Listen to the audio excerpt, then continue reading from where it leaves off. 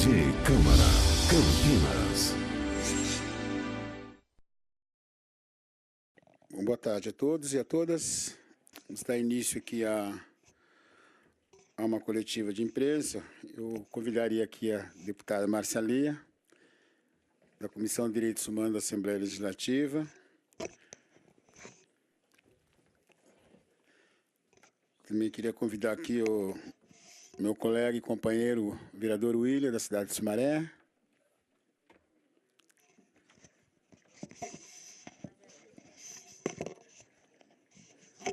Também convidar aqui a Nazaré, que é do CONDEP, Conselho Estadual de Direitos Humanos, para que nós possamos falar um pouco do evento que Campinas está sediando, da atividade da Comissão de Direitos Humanos aqui da Assembleia Legislativa do Estado de São Paulo. É uma atividade convocada pelo Conselho e pela Comissão de Direitos Humanos da Assembleia Legislativa. Então, eu queria passar aqui já inicialmente para que o CONDEP pudesse falar inicialmente um pouco do evento e do que estamos fazendo aqui na cidade hoje.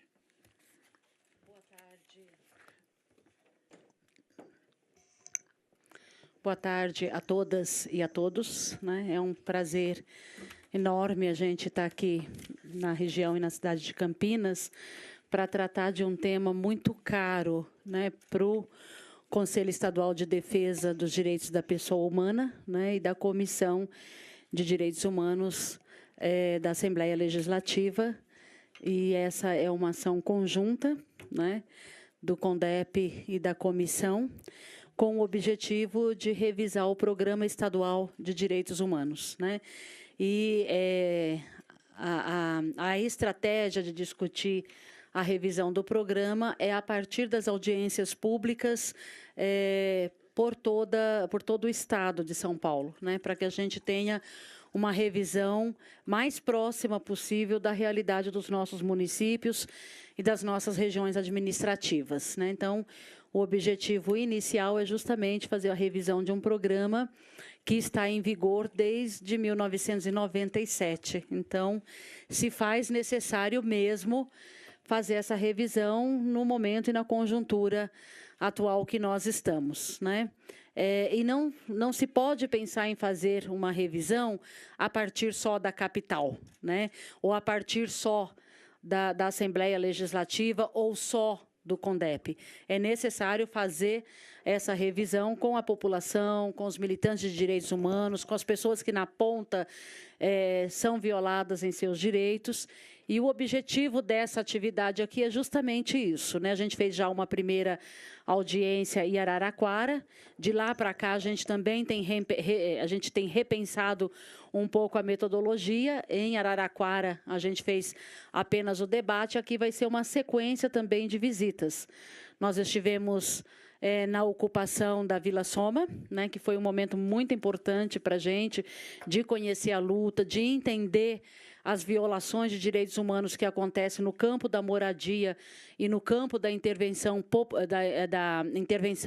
policial junto à população mais pobre, a população de ocupação, a população das periferias, como que se dá essa relação com a política de segurança, e ali a gente pôde colher alguns depoimentos e saber um pouco da realidade ali. Né? Depois, nós estamos aqui nesse momento fazendo essa coletiva, explicando um pouco o objetivo da nossa visita aqui, da nossa missão aqui na região de Campinas. E depois a gente vai também visitar o presídio feminino, né? Existe uma questão muito séria para a gente, que é o encarceramento. O nosso país é um país que prende muito, né? O nosso Estado prende muito, né? Como é que a gente vai tratar desse processo de encarceramento que tem violado muitos direitos? E o aumento da população feminina no cárcere também tem nos assustado. E é importante pensar o cárcere também a partir dessa concepção de gênero, né? Por que a mulher, e quais as dificuldades para a mulher, e por que a mulher pobre não tem direito a prisão domiciliar quando ela tem filhos, né? Por que alguns direitos e alguns benefícios não atendem a todas as mulheres encarceradas? Então, a gente tem aí uma tarefa pela frente, que é discutir o encarceramento feminino. E, ao final da tarde, a gente tem uma audiência que é um pouco à luz de todas essas visitas que a gente fez, escutar de forma mais ampla a população e os movimentos e traçar aí as diretrizes para a revisão do programa. Então, esse é um pouco o nosso objetivo aqui no dia de hoje. Desde já, a gente agradece aí a participação da imprensa nesse processo, né? O direito à comunicação é um direito extremamente importante para a gente, né? Há uma comunicação séria, há uma comunicação sem edições que escondam a realidade dos fatos, né? O trabalho da comunicação é um trabalho muito importante para a população, né? É necessário que a informação chegue de forma fiel ao seu destinatário, né?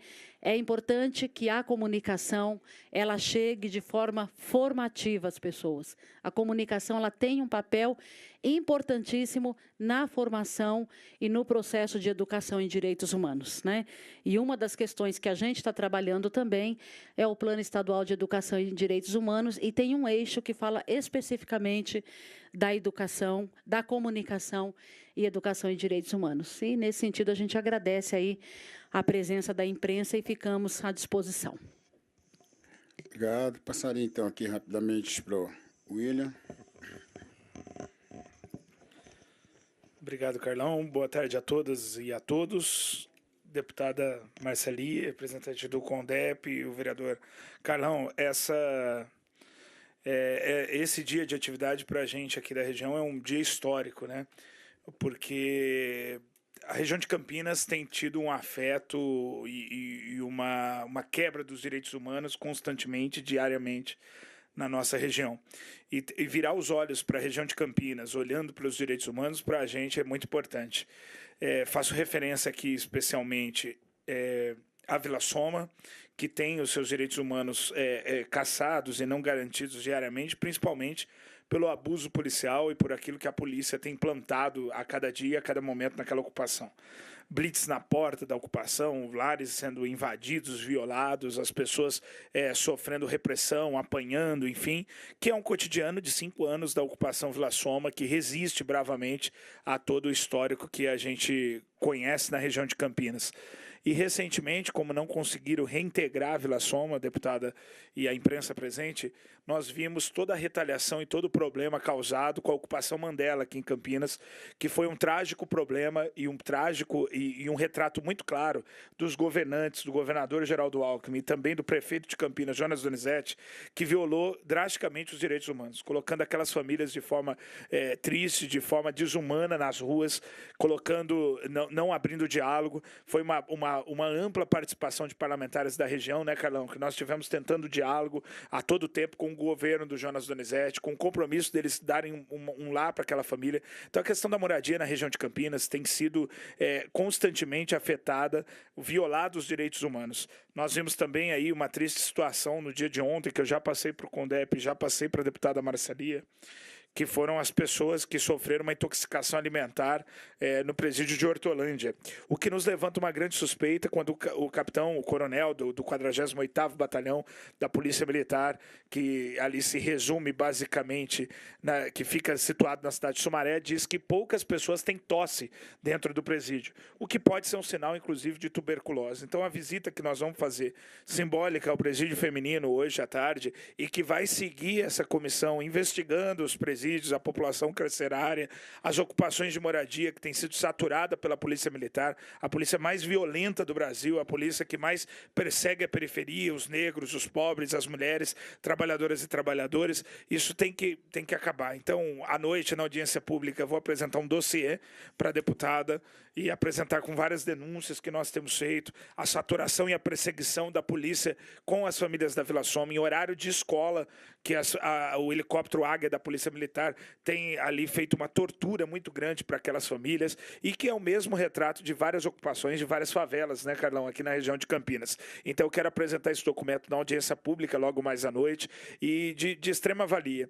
E a imprensa que nos acompanha, que possa acompanhar, possa dar essas matérias, dar essas notícias, que é importante para pelo menos constranger aqueles que usam de uma farda e que usam de um poder militar para saturar e para fazer o nosso povo trabalhador tanto sofrer. Então, muito obrigado pela oportunidade.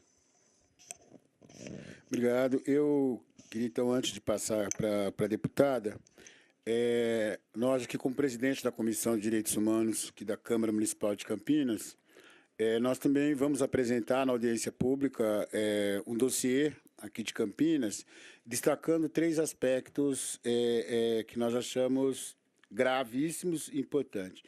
Primeiro, é a perseguição que os profissionais de educação passaram a sofrer, um constrangimento nas escolas por vereadores dessa casa, em função do debate sobre a escola sem partido. Então, as professoras estão dando aula e sendo filmadas, sendo gravadas e sofrendo um constrangimento no seu trabalho. Isso tem nos preocupado muito, inclusive houve a invasão de escola por parte de vereadores para terminar com a atividade na escola, não deixar acontecer as palestras que estavam marcadas. Então, vai ser uma das demandas que nós queremos que seja investigado e que seja combatido. Estaduais ou municipais? Nas escolas municipais, inicialmente. Nós estamos caminhando também um dossiê a respeito do aumento do feminicídio aqui na cidade de Campinas. Até agosto, nós tivemos 24 feminicídios na cidade de Campinas. O mais recente, mais grave deles, nós recebemos aqui nesta casa aquela companheira que foi esfaqueada dentro do trabalho pelo namorado, que ela está extremamente preocupada, porque não há nenhum acompanhamento jurídico e, assim, pelas informações, o agressor pode pegar até 15 anos de prisão, com bom comportamento pode sair em 4 anos e meio, e ela se sente já ameaçada com a possibilidade do namorado ser solto. E não é o primeiro caso. E uma terceira frente que nós também estamos apresentando nesse dossiê é o aumento da intolerância religiosa. Nós tivemos aqui na cidade de Campinas terreiros que foi colocado fogo através dessa intolerância, e há várias outras denúncias que nos chegaram também de apedrejamento, da intolerância de vizinhanças, que nós queremos também encaminhar esse dossiê para a comissão, para que nós possamos combater. E, por último, um dos debates mais importantes é os direitos humanos e a saúde. A precariedade, o governo municipal ele não assume a precariedade da saúde, no entanto, o acesso das pessoas ao atendimento básico tem sido negado. Nós estamos já há mais de meses com a crise muito grande no Hospital Ouro Verde, mas em toda a rede de saúde, o atendimento precário, em particular para mulheres, para idosos e para crianças, ele tem sido negado. E isso tem levado as pessoas... Por exemplo, deputada, no Hospital Ouro Verde, na nossa visita, nós chegamos a ver pessoas, pacientes, tendo que fazer as suas necessidades em garrafa PET por falta de equipamento na rede básica de saúde, nos hospitais. Então, nós entendemos que o direito universal à saúde ele está sendo ferido e não há, por parte do município, uma intervenção que possa fazer com que essa realidade mude. Então, nós queremos encaminhar essa denúncia para que a gente possa buscar uma solução nessas 3 questões aí que a gente vai estar encaminhando.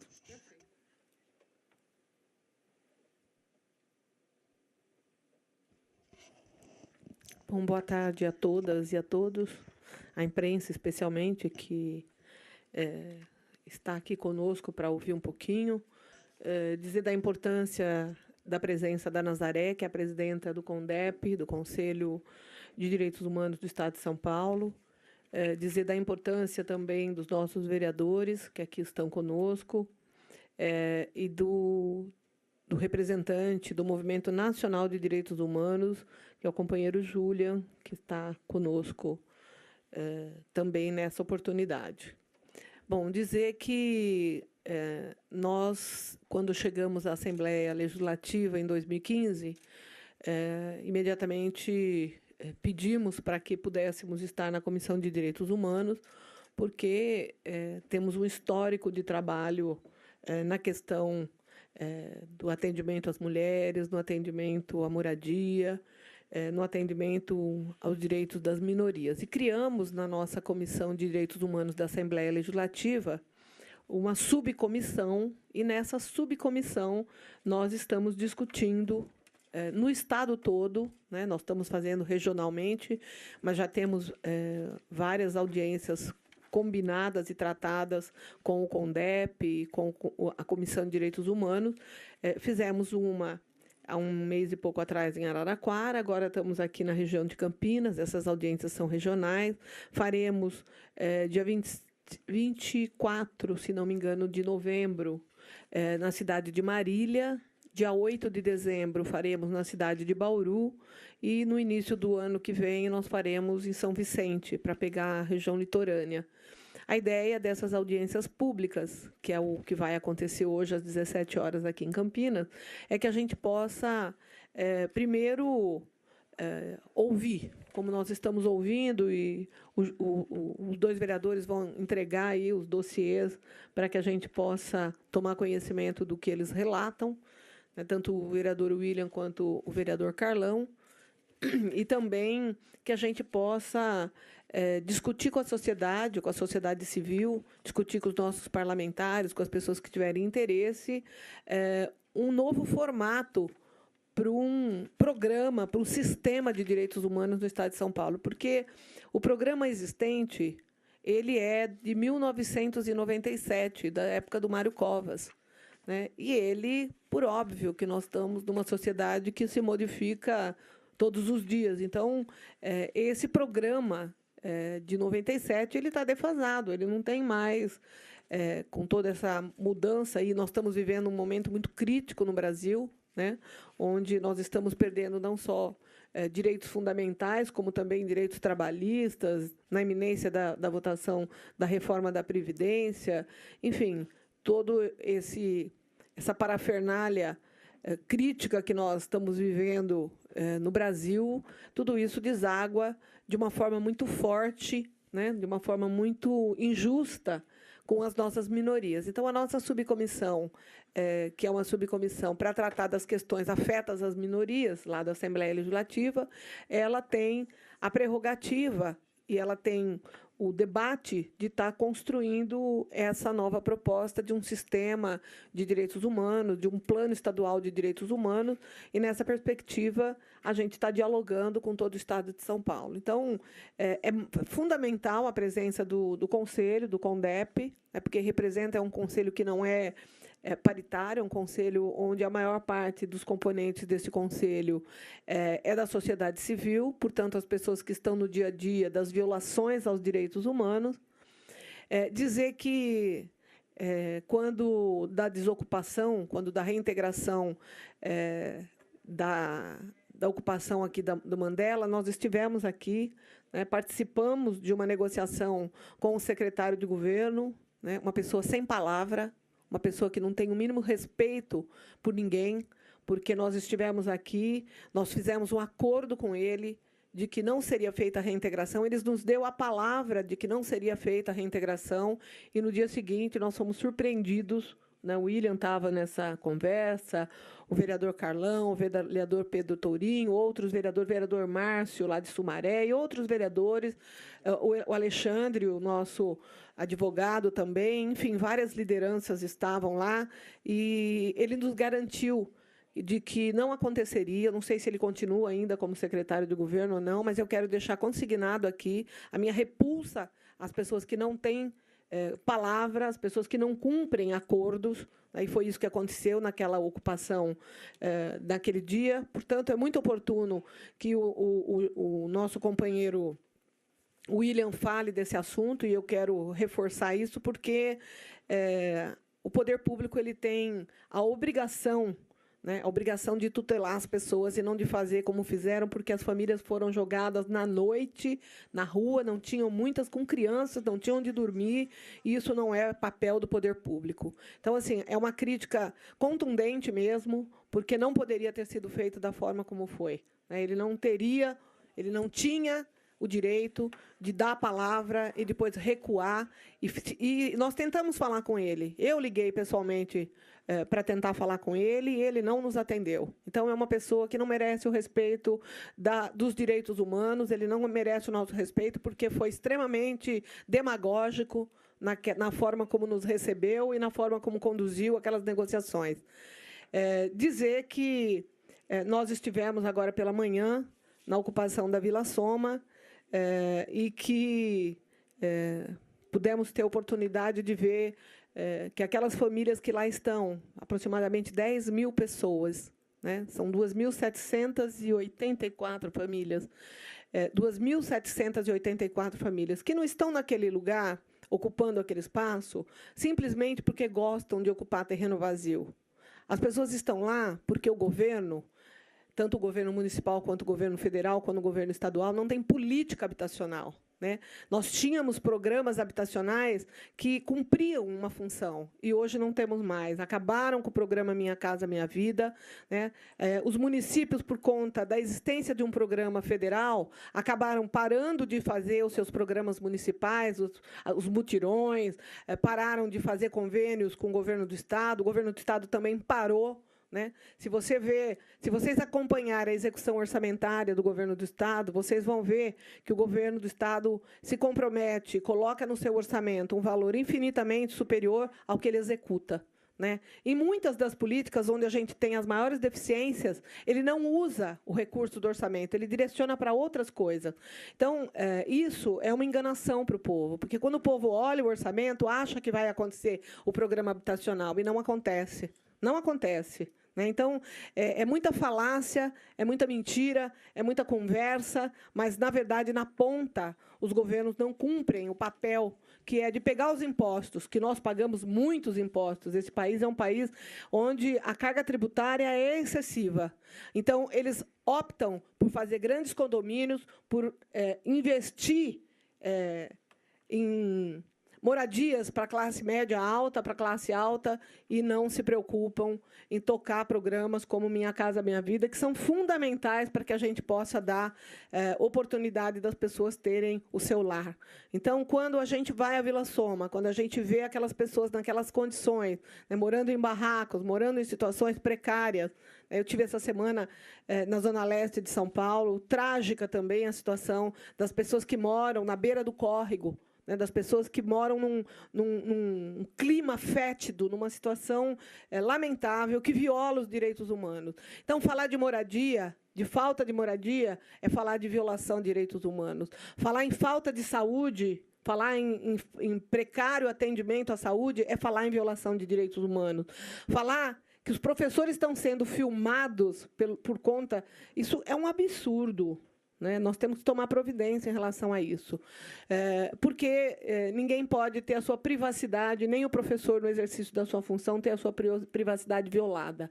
Então, são graves as violações dos direitos humanos. E, para finalizar, eu quero me reportar à situação da violência policial que nós estamos vivendo no Estado de São Paulo, da falta absoluta de reposição de pessoas. O governo do Estado não repõe, aposenta um servidor da segurança pública, aquela vaga fica desocupada. Morre alguém, fica desocupada. A pessoa se aposenta, fica desocupada. Então, nós temos falta de peritos, nós temos falta de médicos legistas, nós temos falta de fotógrafos profissionais na questão da perícia, nós temos falta de tudo. E os poucos que ainda continuam, por uma série de questões, inclusive porque a nossa polícia é uma das piores na questão da remuneração, uma das remunerações mais baixas dos servidores públicos do Estado de São Paulo é da polícia, né? Então,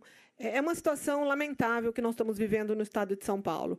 E agora, né, para finalizar e para fechar com chave de ouro toda essa violação dos direitos humanos, chegou na Assembleia Legislativa um projeto de lei de número 19, de 2017, que é assinado pela deputada Célia Leão, que pretende colocar no Estado de São Paulo a famosa ração humana. O projeto é idêntico ao que foi apresentado e foi aprovado em uma semana pelo prefeito de São Paulo, João Dória, na Câmara Municipal de São Paulo, idêntico ao que foi apresentado lá na Assembleia Legislativa e idêntico ao que foi proposto pelo secretário estadual, quando era deputado federal, o Arnaldo Jardim, lá no Congresso Nacional. A única coisa que muda no projeto de lei são as palavras municipal, quando está na esfera municipal, estadual, quando está na esfera estadual, e nacional, federal, quando está na esfera federal. O projeto de lei é idêntico, até as vírgulas são idênticas. Então, ele aprovou, o Dória aprovou lá na Câmara de São Paulo, e agora pretende instalar para o Estado inteiro e depois, quiçá, né, para o país inteiro. E quem está por trás de tudo isso? A Monsanto.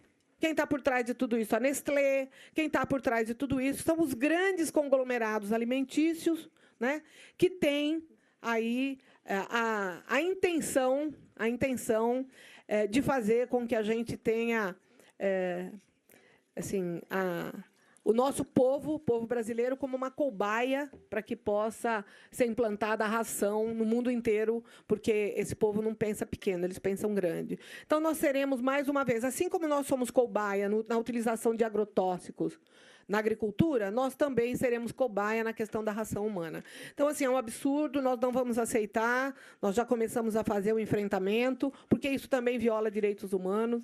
Então, é uma sucessão de questões que tem atacado os direitos humanos nas periferias pela polícia, nas ocupações pela polícia, da forma violenta como a gente tem vivenciado a morte de jovens, principalmente jovens negros. Então, tudo isso precisa ser debatido pela sociedade, as pessoas precisam conhecer e as pessoas precisam saber que quem defende direitos humanos não defende bandido. A gente defende que as pessoas tenham respeito e dignidade, que quem cometeu crime, assim como quem abusa no cometimento de crime também por violação de direitos humanos, responda por aquilo que cometeu. Mas a gente tem que resguardar os direitos das pessoas, que é o direito à dignidade, que é o direito a ficar numa penitenciária, mas com respeito à pessoa humana, com respeito à família daquela pessoa e com respeito a toda a sociedade. Então, nós defendemos os direitos humanos na sua integralidade, que todos os seres humanos, a partir da Declaração de Direitos Humanos, que todos os seres humanos tenham os seus direitos respeitados. Não podemos aceitar, e a Assembleia Legislativa, onde hoje eu ocupo a função de ouvidora da Assembleia, e a gente recebe muitas denúncias, especialmente de penitenciárias, de pessoas e de famílias de pessoas que estão presas, e a violação aos direitos humanos no sistema carcerário, no sistema penitenciário, no sistema do Estado de São Paulo é violenta. Então, assim, nós temos tudo isso registrado, documentado, para que as pessoas possam ter a noção exata do que acontece no Estado de São Paulo. O governador Geraldo Alckmin, ele é blindado, né? As coisas não vêm a público, as pessoas não sabem, e aí passa a imagem de um bom moço. Mas, na verdade, quando você examina a situação precária da saúde, da educação, do salário dos professores, das condições desumanas dos servidores da segurança pública, do sistema penitenciário do Estado de São Paulo e da forma também como a nossa economia regride ano a ano no Estado de São Paulo, que já foi uma grande força econômica, a gente vê todas as dificuldades que o Estado vem sofrendo e que a gente vem enfrentando. Então, defender os direitos humanos, estar aqui para fazer essa audiência pública, para repensar um plano estadual para o Estado de São Paulo, é fundamental, e é por isso que nós estamos aqui no dia de hoje. Obrigado, deputado. Então, abriria aqui para os presentes, a imprensa, que quiserem fazer alguma pergunta, tirar alguma dúvida. Pois não?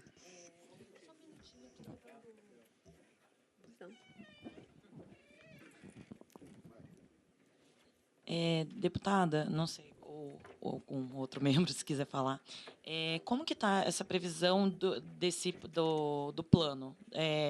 Começou aqui a segunda cidade em que vai ser feita a audiência pública e também, acho que visitação também em outros locais nas outras cidades. Sim. Queria saber quantas cidades estão previstas, o que foi levado em consideração para ser essas cidades específicas e qual que é o cronograma, assim, vai até quando e quando que um plano de fato deve estar consolidado? Quando começou e quando deve estar consolidado?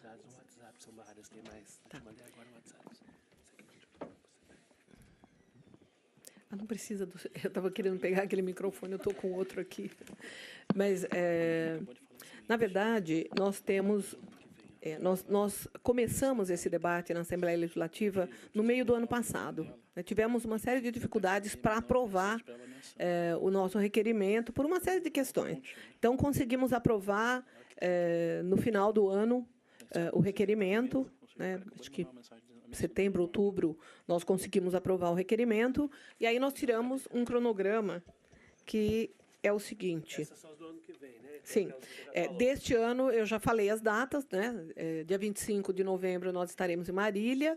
Dia 8 de dezembro, é importante que a gente diga, nós vamos estar, inclusive, com o pessoal da saúde mental, porque completa 30 anos da Carta de Bauru, que é um movimento muito forte em relação...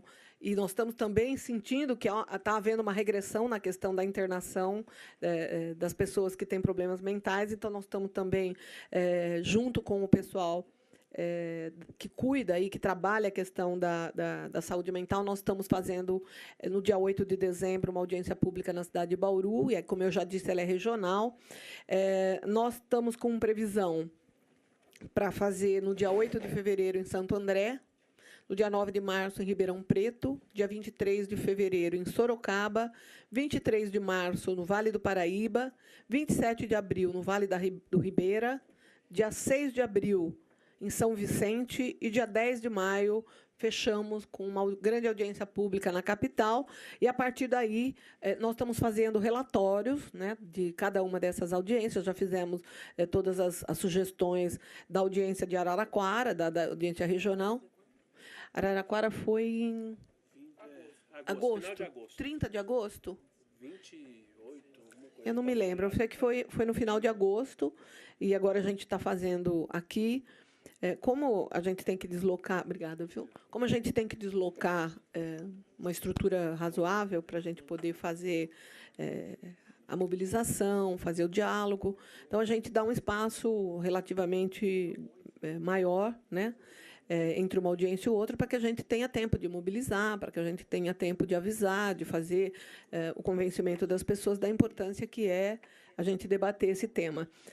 Afinal, de todas essas audiências, nós vamos ter um material bastante substancial, né, com todos esses relatórios. Aí a ideia é que o CONDEP, junto com a subcomissão da Assembleia Legislativa, comece a transformar essas propostas num plano que vai se transformar numa sugestão de lei para que a gente possa encaminhar ao governador do Estado, né, provavelmente no final do ano que vem.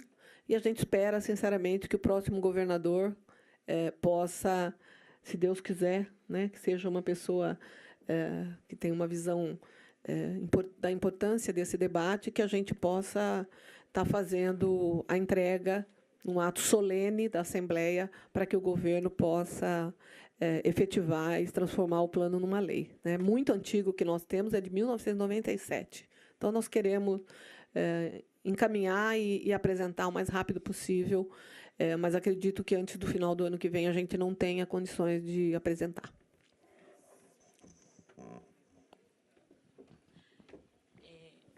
Em relação ao que existe hoje, é possível destacar alguns pontos que são os mais frágeis, que acredito que precisa de uma atenção maior para esse novo plano, ou não? É difícil dizer. Eu acho que sim.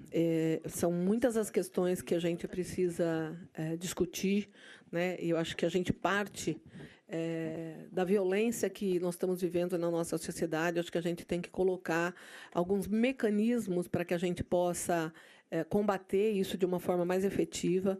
Se você conversar com as pessoas da periferia, se você conversar com o pessoal das ocupações, você vai ver a forma absurda como as pessoas têm sido abordadas, né? Nós temos um dossiê que foi encaminhado pelo pessoal da Vila Soma, da forma como a polícia se reporta. Ela quebrou o pé de um rapaz lá na Vila Soma, passando várias vezes o carro, indo e vindo, em cima do pé do moço, porque queria que o moço dissesse uma coisa que ele não tinha como dizer.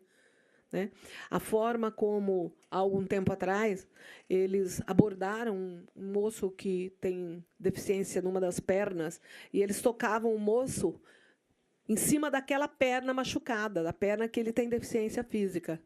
E a forma como eles atentam, né? Eles fazem uma verdadeira saturação das pessoas, né? Por insistência, batem.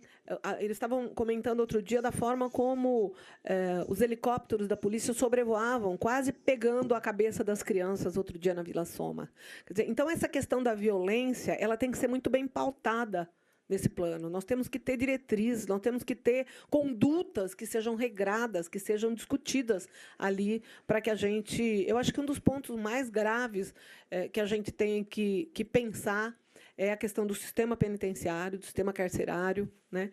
Nós temos hoje, em relação a alguns anos atrás, um aumento de 700% de mulheres encarceradas no Estado de São Paulo. 700%. É uma coisa absurda. Né? No Brasil.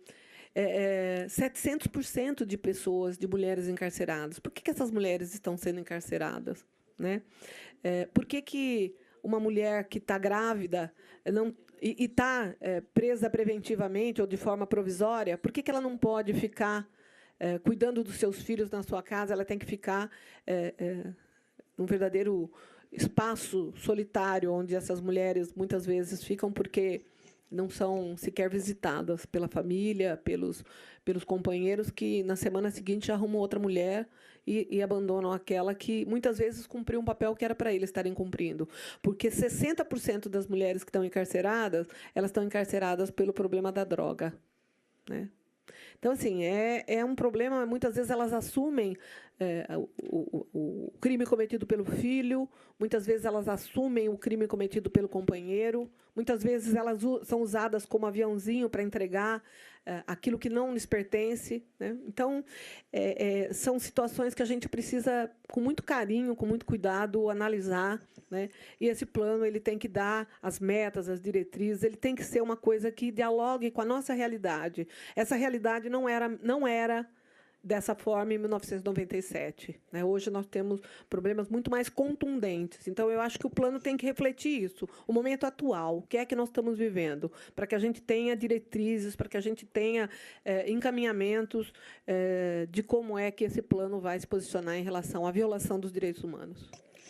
Eu queria não complementar, mas incluir também, enquanto nós estamos aqui fazendo essa coletiva, nós acabamos de receber, por exemplo, uma denúncia. A Thalita, aquela menina que foi esfaqueada na farmácia, teve o telefone clonado pelo namorado e de dentro do presídio, ele está preso, ele fez uma ameaça para ela hoje. Estando preso, fez ameaça para ela. Então, mostra o quanto é frágil o sistema penitenciário aqui e o quanto as pessoas que cometem esse tipo de crime, por falta de não ter... Não tem casa-abrigo aqui em Campinas? Essa menina precisa ser abrigada, gente. Precisa, de repente, ser trocada com uma outra cidade, ela vai para outro canto com os filhos, tem que levar ela para outro lugar e ele não pode saber para onde ela vai. Programa de proteção. O programa de proteção ele precisa ser reativado, porque a fragilidade e a falta de recurso nesta área tem feito com que a gente tenha conhecimento, por exemplo, o número de pedidos de proteção, em particular para crianças e adolescentes, o Estado não consegue responder. Então, prova isso, essa situação da Thalita aqui em Campinas, a fragilidade que tem o sistema e o risco que ela continua correndo em função de não termos uma legislação mais eficiente e o sistema, né, que também nós vamos encaminhar, deputada, porque ela teve aqui na Comissão de Direitos Humanos, nós fizemos um relatório da situação dela, mas achamos que um está tratando só do acompanhamento do processo. A gente está vendo que mais que isso, vamos ter que, não só no caso dela, mas dela específica. Queria até falar que a gente teve aqui o ano passado, por conta de um pedido do vereador Carlão, na perspectiva da gente tentar ajudar a implantação da segunda DDM, né, porque Campinas é uma cidade imensa, né, e tinha uma delegacia de defesa da mulher e funcionava de forma muito precária. Isso é violação dos direitos das mulheres. Então, depois de muita luta, de muita conversa com Alexandre de Moraes, com o pessoal lá da Secretaria de Segurança, eu não fui, inclusive, avisada, eles não convidaram a deputada, mas eles, acho que foi em novembro, eles inauguraram a segunda DDM, né, que ainda não atende da forma como deveria atender, porque o ideal seria que as DDMs funcionassem 24 horas, inclusive aos finais de semana, porque a violência contra as mulheres, estatisticamente, elas acontecem muito mais nos finais de semana do que durante a semana, à noite e nos finais de semana. Principalmente quando o time de futebol do sujeito perde. Aí ele fica violento, ele vai lá e bate. Isso é estatística do IML, né? Então, ele fica nervosinho porque o time dele perdeu, aí ele vai lá e soca na família, soca na mulher. Então, essas questões elas precisam, vamos dizer assim, ser discutidas. A gente tem uma tarefa muito grande, que é de fazer com que o governador se sensibilize com a falta de recursos humanos para que a gente possa melhorar as condições das delegacias de uma forma geral, porque todas funcionam precariamente, sem funcionários, se não são as prefeituras, colocar. Nós estamos com pessoas aqui que já foram prefeitas, que sabem o que eu estou falando. Se o prefeito não alugar um imóvel para a delegacia funcionar, se o prefeito não der alimentação para o pessoal da delegacia, se o prefeito não coloca servidores para ajudar no fórum, se o prefeito não coloca servidores para ajudar na delegacia, esses espaços não funcionam, porque o governo do Estado não cumpre. Como eu já disse, ele deixa sobrar recurso no orçamento e não coloca, ele não contrata, os concursos caducam, né? Os concursos de investigador de polícia, de médico legista, de auxiliar administrativo caducam, passa os 2 anos, ele prorroga por mais 2 anos. Nós temos exemplos de concursos que caducaram sem a contratação de nenhuma pessoa, né? Então, essa situação é uma situação muito grave, né? E, como não tem servidores suficientes, óbvio que as delegacias de defesa da mulher elas também não conseguem ampliar o horário de atendimento, porque não tem gente para... Não tem nem para o horário convencional, que dirá para o horário extra, que seria de sábado e domingo e às noites. Eu queria contribuir também com a pergunta da jornalista, né, do que a gente tem de previsão aí da discussão do programa, né? Existe uma questão muito cara para a gente, né, que é a questão da denúncia da violação de direitos humanos. O que na prática acontece quando a pessoa faz a denúncia? Ela faz o seu relato e esse relato ele vai sendo repetido por ela em várias instâncias. Então, uma mulher que sofre violência doméstica, um adolescente que sofre abuso, uma abordagem policial em qualquer esfera, vai no CONDEP, relata no CONDEP, encaminha para a corregedoria, tem que relatar na corregedoria, depois vai para o Ministério Público, tem que relatar lá. Enquanto a pessoa vai relatando o que está acontecendo, a vida dela não está sendo preservada e nem protegida, né? Como é que no plano a gente vai dar conta dessa construção de um sistema mesmo que se interrelacionam entre si para que a pessoa, né, como que essa rede de proteção e de acolhimento de denúncia vai funcionar de modo que a pessoa não seja submetida ao mesmo relato em várias esferas, com várias interpretações.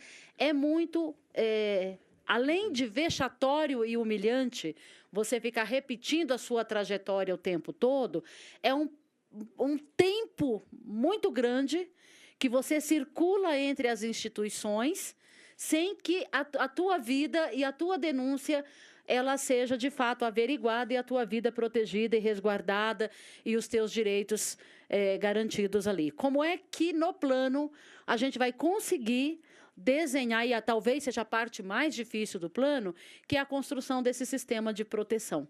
Como é que a gente vai criar um canal de comunicação entre as redes? A gente tem essa expectativa, porque o número de rede de proteção ele foi ampliando de 97 para cá.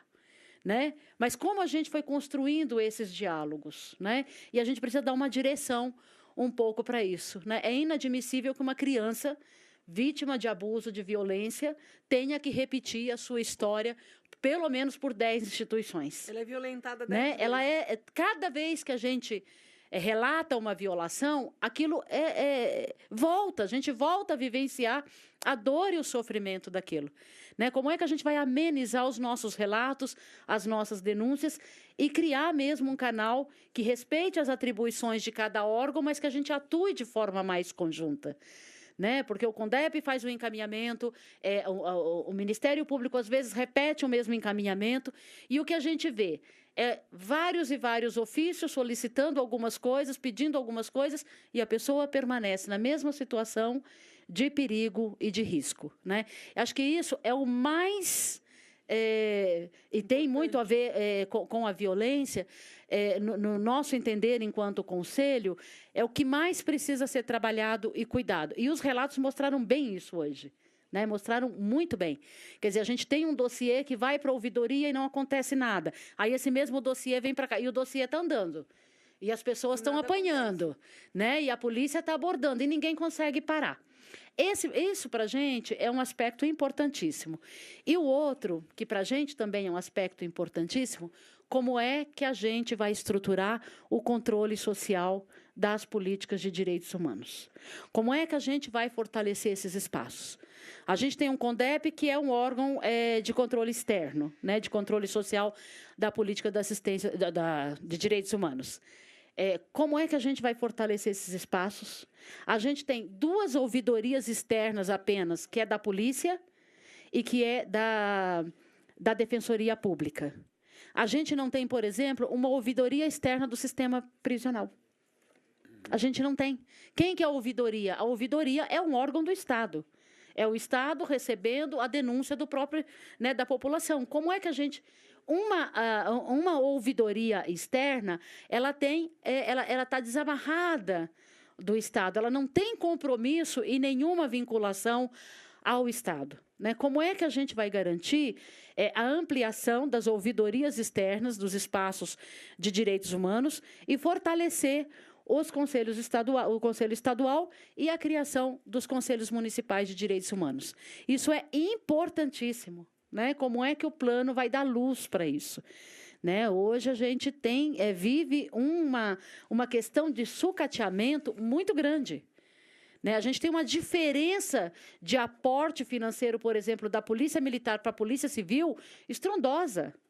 O sucateamento de uma polícia investigativa, que é aquela que de fato vai investigar e dar conta de dar respostas a algumas situações de crime, ela está completamente sucateada.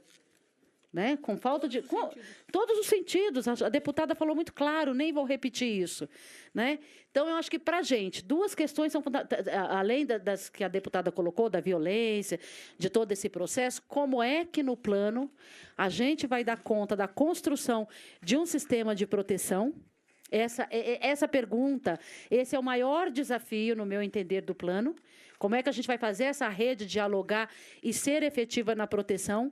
Porque o que, de fato, a gente está vendo denúncias são feitas, denúncias são repetidas em cada órgão, e cada vez que a pessoa repete a denúncia, ela vivencia o sofrimento, que também não é cuidado. Né? E enquanto ela denuncia, a violação de direitos ela permanece, porque a gente não tem um sistema que interrompe imediatamente a violação, ou se suspenda aquela ação momentaneamente. Quer dizer, a gente tem uma denúncia na ouvidoria e isso não foi o suficiente para suspender a ação da polícia na ocupação da Vila Soma. Não foi o suficiente.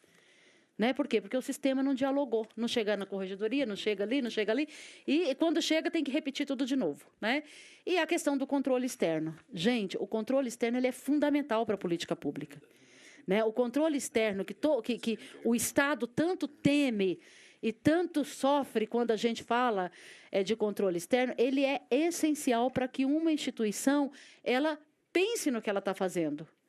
Né? Que ela tenha um olhar externo de quem não está dentro do sistema, de quem não está dentro da política, que é o olhar da população que está lá na ponta, de quem sofre violência, né? Como é que a gente vai organizar esse sistema e esse controle externo, que para mim também são duas grandes questões aí, espero ter contribuído aí. Bom, sou Leandro da CBN, falando dessa questão que o vereador Carlão lembrou, ao falar desse dossiê que ele vai entregar para a deputada, ele citou a situação do Hospital Ouro Verde, né, da questão da saúde.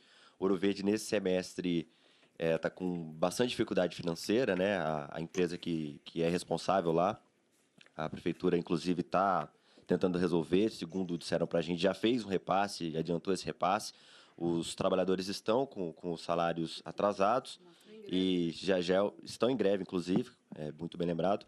E teria uma assembleia hoje de manhã, eu não acompanhei esse caso, era outra repórter, mas estava para resolver a situação trabalhista, que também é grave. Mas como o vereador lembrou, gostaria que a deputada também comentasse a respeito dessa questão da falta de materiais básicos, medicamentos e tudo mais, porque não só coloca a população numa situação complicada de ter o atendimento comprometido, mas também o profissional da saúde também fica ali complicado. Como é que fica essa questão, esse acompanhamento disso tudo? E por parte da saúde, onde que entra essa discussão a respeito dos direitos humanos? Porque aqui em Campinas, por exemplo, o Hospital Ouro Verde é um exemplo disso, né?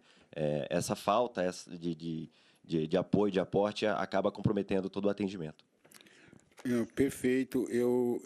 Nós tivemos aqui uma audiência pública para discutir saúde e direitos humanos, porque a gente está vendo esse direito à saúde ser negado, na medida em que, não só no Hospital Ouro Verde, mas em toda a rede básica de saúde. Nós temos centro de saúde sendo fechado, pessoas que fizeram o exame no início do ano não conseguem mais consulta. Quando sai a consulta, o exame já não tem mais validade. E o acesso ao mínimo necessário para quem toma medicação contínua e não encontra mais esse medicamento, ele está com risco de vida extremamente grande e sem uma resposta. Isso para nós, primeiro que já provou que essa gestão das OS não serve para uma cidade do porte de Campinas, principalmente para empresas como a Vitale, que é uma empresa que o limite, a maior cidade que ela operou era menor do que a maior região administrativa aqui de Campinas. E uma questão bastante séria nessa questão da saúde é que o município não consegue reconhecer que há uma crise. Nós fizemos um pedido verbal que era necessário não só a investigação dessas empresas que vão administrar um hospital do porte do Hospital Ouro Verde, como também um rompimento do contrato e que os serviços fossem assumidos pelo município. Essa é uma demanda que nós estamos insistindo para que a base do governo acolha esse nosso pedido. Verbal ainda, não fizemos um pedido de investigação formal aqui na Câmara ainda, mas nós vimos a violação de direitos humanos muito direto, porque os trabalhadores estão sendo agredidos pelo usuário na medida em que ele acaba não tendo acesso ao atendimento básico de saúde. Deixa eu colocar alguns elementos apimentadores desse debate. Nós fizemos um estudo sobre as OSs no estado de São Paulo, lá na Assembleia Legislativa. O deputado Carlos Neder, que é médico, junto com a nossa assessoria, fez esse levantamento.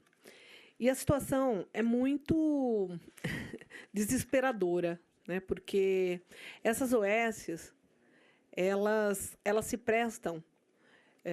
Não conheço daqui a que administra o hospital, não tenho condições de falar como funciona essa empresa, mas conheço algumas experiências. Na minha cidade, por exemplo, lá em Araraquara, eu sou de Araraquara, nós tivemos, na gestão anterior, uma OS que se propôs a administrar o nosso pronto atendimento e foi um desastre.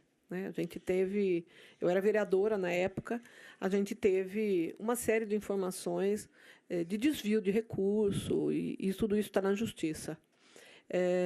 E quando nós fizemos esse levantamento de como funcionam as OSs, a grande maioria das OSs, elas não cumprem, mas acho que nem 50% das metas, porque para ela, vamos dizer assim, para ela ser assumida como uma OS, o governo contratar os serviços, porque não precisa, é um processo muito fácil de seleção da OS, não precisa de todos aqueles rigores da Lei 8666. Né? Eles fazem uma coisa meio precária.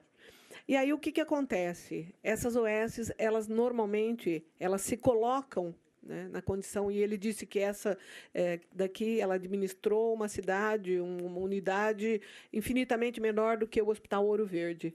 Então, é assim que normalmente acontece. Essas OSs são montadas, via de regra, para atender aquele específico trabalho, porque sabe que vai acontecer, muitas vezes, e assim no Brasil... hoje não é mais nem perigoso a gente dizer o que eu vou dizer agora. A gente sabe que tudo passa pelo esquema de corrupção. Né? A gente viu malas e malas de dinheiro, a gente viu aviões cheios de cocaína que ninguém investigou, a gente viu tudo que... A gente está vendo tudo que está acontecendo nesse país. Né? Então, assim, onde o judiciário fecha os olhos, onde a Câmara Federal... mesmo sabendo, mesmo tendo prova de que o presidente da República cometeu crime de responsabilidade e não toca para frente. Então, tudo isso não é diferente na esfera dos municípios. Né? Eu fui vereadora, eu acompanhei, fiz várias denúncias, algumas delas, inclusive, já ganhei em duas instâncias, através de ações civis públicas, né, contra o prefeito, que, naquela época, governava a cidade, enfim. E a gente sabe que esses esquemas acontecem. Então, essas OSs, elas são muito problemáticas. A grande maioria delas, elas se prestam a papéis que, na verdade, são papéis que não são, de fato, para cumprir as metas estabelecidas no cronograma, quando elas apresentam. Olha, eu vou administrar o Hospital Ouro Verde, mas eu vou dar tantas consultas, tantos exames, tantos... Pode fazer o levantamento, você vai ver que há uma disparidade infinitamente grande entre o que se ofereceu e o que se presta na verdade. Né? Mas os recursos, eles não são diminuídos. Pelo contrário, há sempre um acréscimo, há sempre a necessidade de se aditar, de se colocar mais, porque... Enfim... Então, uma investigação em cima... e aí eu acho que o vereador está corretíssimo. Né? Acho que você tem que fazer mesmo uma CEI, uma CPI, eu não sei como é que chama aqui no regimento de vocês, mas tem que fazer mesmo, tem que investigar essas OSs, porque elas são esquemas complicados. Não estou dizendo que essa seja, estou dizendo que, de uma forma geral, elas se prestam a um papel muito ruim. Né? Eu tive experiência pessoal em relação a isso. Ok, então eu queria encerrar. Nós temos agora uma visita na delegacia feminina, ali no São Bernardo, no presídio feminino, para também, a partir de denúncias, informações que nós tivemos, ter conhecimento do funcionamento lá. Então, nós vamos encerrar aqui a nossa coletiva e também nos colocamos à disposição para enviar os materiais, as fotos e os textos para que vocês possam ter outros dados que não foram informados aqui. Agradeço. TV Câmara Campinas.